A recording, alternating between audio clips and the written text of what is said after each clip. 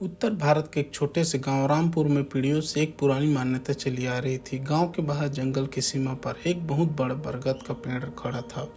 लोग कहते थे कि यह पेड़ सामान्य नहीं है, यह शापित है। गांव वालों को विश्वास था कि कोई भी व्यक्ति रात को उस पेड़ के पास गया तो कभी वापस जिंदा नहीं लौटा। कई लोग यह भी कहते थे कि पेड़ के नीचे से रात के अंधेरे में औरत की रोने की आवाज़ आती है। कुछ कहते थे कि किसी बच्चे की किलकारियाँ सुनाई देती है।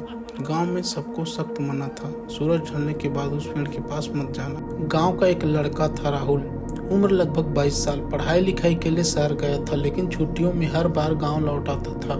राहुल बचपन से अपनी दादी से एक कहानी सुनता था कि पेड़ के नीचे एक चुड़ैल बंधी हुई है। दादी कहती थी, बेटा उस पेड़ के नीचे मत जाना, ये पेड़ किसी इंसान का नहीं भूतों का है। तेरे दादा के जमाने में भी वहाँ से लोग गायब हुए थे। लेकिन राहुल शहर से पढ़ कर आया था, उसे इन बातों पर यकीन नहीं था। उसे लगता था कि ये सब गांव के अंधविश्वास बातें हैं। गांव में राहुल के 4 और दोस्त थे, अर्जुन, मोहित, कबीर और सोनू। सबकी उम्र भी लगभग 20-22 साल थी। एक दिन चाय की दुकान पर बैठकर सब बात कर रहे थे, तभी पेड़ का जिक्र निकला। अर्जुन बोला, भाई ये सब बकवास है, कोई चुड़ैल उड़ैल नहीं होती। मोहित बोला, सही कहा, अगर सच में कुछ होता तो अब तक सरकार काट कर सड़क नहीं बना देती। सोनू हंसते हुए बोला, चलिए आज रात चलते हैं उस पेड़ के पास, देखेंगे कौन है वहाँ, अगर भूत है तो सामने आएगा। राहुल पहले तो चुप रहा, लेकिन फिर बोला, हाँ क्यों ना आज चले, ये सब अंधविश्वास तोड़ना जरूरी है। कबीर थोड़ा डरपोक था, उसने मना किया, लेकिन बाकी सब उसे चिढ़ाने लगे। आखिरकार वह भी राजी हो गया। रात के करीब 12 बजे 5 दोस्त टॉर्च और सिगरेट लेकर निकल पड़े। चांदनी रात थी, हल्की ठंडी हवा चल रही थी। दूर खेतों में मेढक टर्रा रहे थे। सब हंसते बतियाते हुए पेड़ तक पहुंच गए। वह पेड़ सच में बहुत विशाल था। उसकी जड़ें जमीन से बाहर सांप की तरह फैली हुई थी। शाखाएं इतनी घनी कि चांद की रोशनी भी अंदर नहीं जा रही थी। पेड़ के पास पहुंचकर अर्जुन बोला, देखो कुछ नहीं है यहाँ, बस एक पेड़ है, सब बेवकूफ़ी है। तभी अचानक ठंडी हवा का झोंका आया।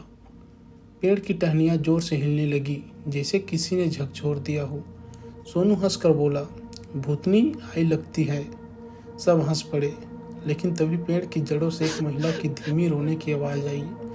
कबीर का चेहरा सफ़ेद पड़ गया।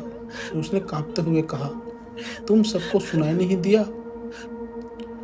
बाकी दोस्त थोड़ी देर चुप रहे। फिर राहुल बोला, हवा है, तुम्हारा भ्रम है। लेकिन सबको पता था वो आवाज़ हकीकत थी। जैसे ही वे वापस लौटने लगे, अचानक सोनू का पैर किसी जड़ में फंस गया और वह जमीन पर गिर पड़ा। उसने चीखते हुए कहा, किसी ने मेरा पैर पकड़ा है, छोड़ो मुझे। बाकी चारों ने टॉर्च मारी और देखा, जड़ें खुद ब खुद उसके टखने को चारों ओर लिपटा रही थी। राहुल और अर्जुन ने जोर लगाकर उसे खींचा। बड़ी मुश्किल से पैर छूटा। सब भागकर गांव लौट आए। उस रात कोई नहीं सो पाया। अगले दिन राहुल ने दादी से सब बीती बात बताई। दादी बहुत डर गई और बोली, मैंने तुझे मना किया था ना, वो पेड़ रत्नावली चुड़ैल का है। सैकड़ों साल पहले एक स्त्री को गांव वालों ने जिंदा उसी पेड़ से बांधकर मार डाला था। उसकी आत्मा वहीं कैद है। जब तक पेड़ खड़ा है उसकी आत्मा भी बंधी है। लेकिन याद रखना, जो भी उस पेड़ का मजाक उड़ाएगा उसकी मौत पक्की है। राहुल को यह सुनकर झटका लगा। उस रात सबसे पहले हादसा सोनू के साथ हुआ। वह नींद में बार बार चिल्ला रहा था, पैर छोड़ो, पैर छोड़ो। अचानक उसने गला घोटने जैसी आवाज़ निकली और उसका दम घुट गया। जब घर वाले दौड़े तो उसकी लाश बिस्तर पर पड़ी थी, आंखें बाहर निकली हुई, जैसे किसी ने सचमुच गला दबाकर मार डाला हो। गांव में हड़कंप मच गया। बाकी चारों दोस्त पूरी तरह डर गए। अगले कुछ दिनों में और घटनाएं होने लगी। कबीर को खेत में किसी औरत की परछाई दिखती, लेकिन पास जाने पर कोई नहीं होता। अर्जुन के घर रात को दीवार पर हाथों के निशान प्रकट हो जाते। राहुल के कमरे में बार बार झोले की चरमराहट सुनाई देती। गांव के बुजुर्गों ने कहा कि चुड़ैल उन्हें चिन्हित कर लिया है, अब उनसे छुटकारा पाना आसान नहीं। आखिरकार दादी ने गांव के बाहर रहने वाले एक बूढ़े तांत्रिक को बुलाया, कालीनाथ बाबा को। उन्होंने पेड़ देखकर कहा, यह पेड़ सिर्फ साधारण नहीं, इसमें औरत की आत्मा ही नहीं बल्कि उसका सांप बंधा है। जब तक इस सांप को काटा न जाए, एक एक करके सबकी मौत होती रहेगी। उन्हें अनुष्ठान किया, मंत्र पढ़े, हवन किया, लेकिन जैसे उन्होंने मंत्र उच्चारित किए, पेड़ से चीखने कराने की आवाज आने लगी। हवा आंधी की तरह चलने लगी। अचानक अर्जुन हवा में उठा और जोर से जमीन पर फेंका गया। उसका सर फट गया और वही मौत हो गई। बाकी सब स्तब्ध रह गए। तांत्रिक ने बताया कि रत्नावली चुड़ैल कोई साधारण औरत नहीं, वह असल में एक डायन थी जो बच्चों की बलि देती थी। गांव वालों ने उसे पकड़कर इस पेड़ से बांध दिया और जिंदा जला दिया।